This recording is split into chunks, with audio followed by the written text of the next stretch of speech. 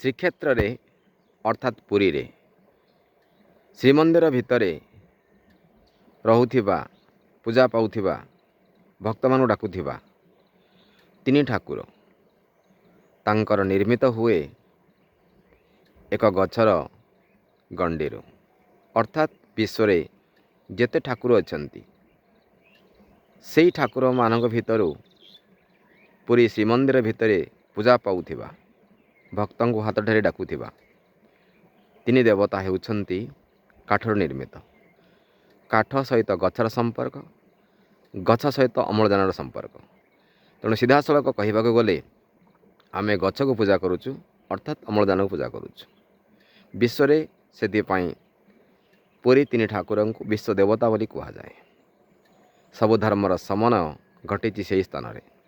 तेणु जगत ठाकुर विश्व ठाकुर बोली तीन शक्ति को आमे कही थाउ। आपण देखिए विश्व रे अनेक ठाकुर ठाकुराणी को पूजा करा जाए। से ठाकुर ठाकुराणी गुड़िक माटी, सीमेंट, लोहा, ब्रोंज एपरी अनेक ऑब्जेक्ट नहीं तैयारी करा जाए थाए। किंतु पूरी श्रीमंदिर भितर थिबा तीन ठाकुर को गछर गंडीरू बा गछरू तैयारी करा जाए। तेणु अम्लजान उपासना हेउछि आम धार्मिक भावनार भिन्न परिचय। मनीष अम्लजान व्यतीत बंची पारिब नाही। पवन को पूजा करा जाए। यह को मध्य आमे अनुभव करिया पड़िबो।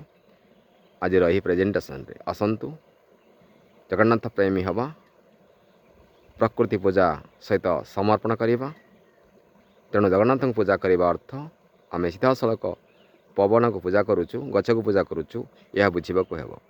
एक आध्यात्मिक प्रेजेंटेशन बास्केट फाउंडेशन।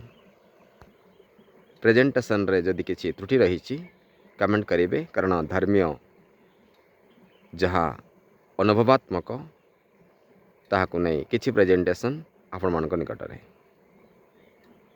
से तो कह जाए विश्व ठाकुर श्रीक्षेत्र में अछंती। प्रत्येक धाम दर्शन करने अपेक्षा पुरी धाम दर्शन कर स्वतंत्रता रही। आध्यात्मिक परिसर सहित प्रभाव को नहीं आम प्रेजेंटेशन आपण मानक।